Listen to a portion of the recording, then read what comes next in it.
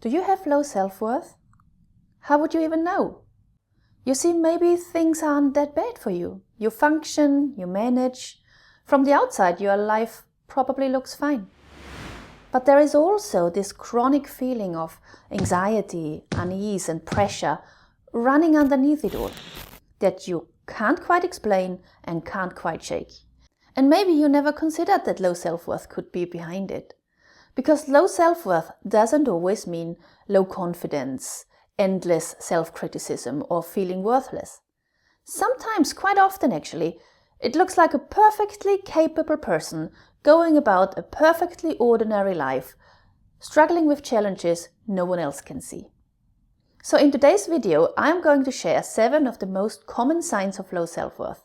Signs that are easy to miss, easy to explain away, and easy to mistake for personality traits, rather than something that can actually be healed. You see, I suffered from low self-worth for most of my life, but I didn't know anything about it until I was 30 years old. And it didn't look like I was obviously struggling to the people around me. I was always kind and upbeat, I was capable and smart, I held things together for the people around me, for my work, for my family. I was managing and coping and getting on with things, because I had to. But there was always this quiet, nagging sense that something was wrong. Not always traumatic, not always crisis level, but it was always there, underneath, like this kind of low hum I couldn't quite locate. A hum that stopped me from going after my dreams, made me feel chronically not good enough, and caused emotional pain that seemed to come out of nowhere, yet steadily worsened year after year. And nothing I did seemed to make it better. Because what I didn't know then was that it was all caused by low self-worth. And if I had known the subtle and not so subtle signs, I could have worked on the root cause of my struggles so much sooner. So to spare you years of not knowing what is causing your struggles and why the treatments you are trying aren't working, let's have a look at the 7 signs that we often don't recognize as symptoms of low self-worth. And number 7 is the big one that may surprise you. Sign number 1, you replay conversations in your head long after they're over. Not just the big ones, the small ones. The offhand comment you made in a meeting, the message you sent that maybe came across wrong, the moment you laughed too loudly or not enough, or said something you are still quietly cringing about 3 days later. This is sometimes called rumination. And for people with low self-worth, it is almost constant. Because when your nervous system is running on the belief that you are not quite enough, every social interaction becomes a place where the belief can be confirmed. So the mind goes back and back and back, cataloging the evidence that you made a fool of yourself again. Sign number 2, you cannot accept a compliment. Let's say someone tells you that you did a great job, that you look wonderful, that your work is impressive. And something inside you immediately, automatically deflects it. Oh, it was nothing. I had a lot of help. I was just lucky. Or even internally, they are just being kind. They don't really mean it.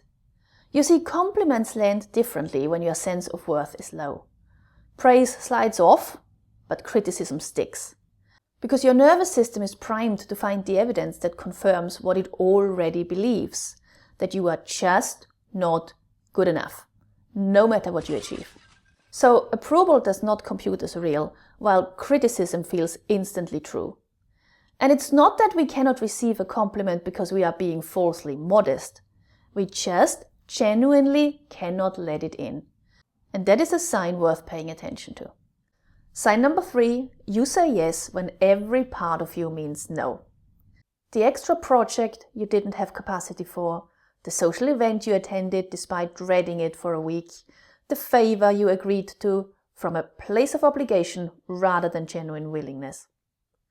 People-pleasing is one of the most universal signs of low self-worth and one of the most exhausting. Because it is not about being a generous person. It is about a deep, often unconscious belief that your worth depends on other people's approval. That saying no makes you unkind, unacceptable, unreasonable. So you say yes, and quietly accumulate the resentment and the depletion of a life that is being lived for everyone else's comfort. And then you feel guilty for resenting it, as though the feelings themselves are evidence that something is wrong with you. Sign number 4, things start going well, and then you somehow derail them. A new relationship is going beautifully, and you pick a fight that doesn't need to happen. A project is coming together and you suddenly stop working on it. An opportunity arrives and you find 17 reasons not to take it.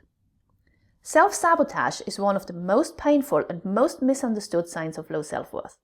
Because from the outside, it looks like self-destruction, like a choice, like laziness or fear or lack of discipline and motivation. But from the inside, it makes complete sense.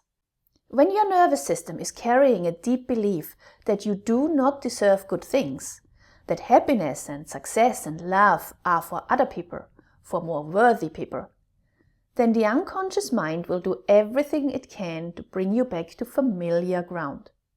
Not because you're broken, but because you are protecting yourself from the things you believe will inevitably be taken away. Because you don't really deserve it.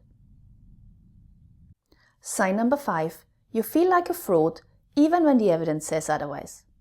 You have the qualifications, you have the experience, people respect your work and come to you for advice. And yet there is a persistent, quiet conviction that any day now someone will look a little closer and see that you're not quite what they think you are. This is what is commonly called imposter syndrome, and it is almost always rooted in low self-worth. Because when you do not have an internal sense of your own value, when your worth feels contingent on performance rather than inherent to who you are, every achievement feels borrowed rather than earned. Every success feels like luck, and the praise of others feels like a debt you will eventually be asked to repay. I hear this one so often from educated, accomplished, deeply capable people. Being a lecturer on campus and not feeling you deserve to be there. Being a doctor and still wondering if you're good enough. Being the person others come to for help and secretly wondering who is going to help you. Sign number 6, you compare yourself to others and almost always come off worse. She seems so much further ahead. He seems so much more confident. They seem to have it together in a way you just don't. Comparison is one of the great amplifiers of low self-worth, and it is worth understanding why it works this way.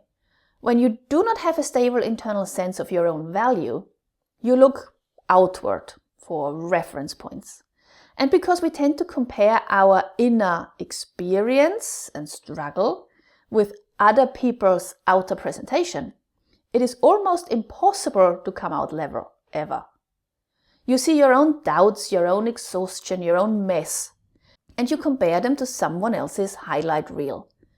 And the inner critic takes what it finds and adds it to the case file. More evidence that you are behind. Not enough, falling short. Sign number 7 is anxiety that seems to have no obvious source. Not anxiety about something specific. Not a fear of flying or a phobia or a response to an obvious stressor. Just a low hum of unease constantly. A tightness in the chest for no reason you can name. A sense of bracing for something, even when everything is objectively fine. Anxiety was the single most common theme in the research I did with my audience, mentioned by more than 200 people out of 900 who responded. And what so many of them described was exactly this: anxiety that felt sourceless, anxiety that did not make sense, and that made them feel broken because of that. But there is a source, and it's low self-worth. You see, when your nervous system is running on a deep unconscious belief that you are not fundamentally safe and not fundamentally okay as a person, it stays on alert. Not because there is a tiger in the room, because the belief itself is the tiger, and it is with you all the time. Address the low self-worth belief and the anxiety has less to feed on. And that's not a metaphor, that's how it works. So, 7 signs. And you may be sitting there having recognized yourself in 1 or 3 or maybe all of them. But here is what I want you to understand about every single one. They are not character flaws. They are not weaknesses or personality traits. They are not evidence that something is fundamentally wrong with you. They are symptoms. And what they are all symptoms of, every single one, from the rumination to the self-sabotage to the sourceless anxiety, is the same underlying thing, low self-worth. The deeply held, often unconscious belief that you are not enough, not truly safe, not truly lovable, not truly worthy of the good things life has to offer. And that belief did not arrive in your nervous system fully formed. It was taught. It settled in through experiences, through things people said and didn't say, through environments that gave you very clear messages about what you had to do or be to deserve love and approval. And over time, it settled at 5 levels. It settled in your thinking, your beliefs, your body and emotions, your past experiences, and your energy. And most of us will try to address these signs. We work on the anxiety, we tackle the people-pleasing, challenge the imposter syndrome, and find that they always come back until we believe we are just hopeless cases destined to struggle for the rest of our lives. When in reality, we were always just working on the symptoms, not the root cause. So if you recognized yourself today, if some of these signs felt less like a list and more like a mirror, I want you to know that recognizing that you suffer with low self-worth is not a verdict, it's not judgment or something to be ashamed of. It's a starting point, a new beginning, a discovery of an actual way out. Because low self-worth is not who you are. It is something that happened to you, that happened to your sense of who you are. And that means it can be addressed, not by managing the symptoms one by one, but by going to the root at all 5 levels. And this channel exists to help you do exactly that. So if you're new here, please consider subscribing. There is a lot more coming. And if you're ready to go a little deeper, I have put a link in the description below to my free webinar, the 5-step framework to break free from low self-worth. It is the clearest explanation I could come up with to actually address low self-worth at all the levels where it lives. Thank you so much for being here, and I will see you in the next one.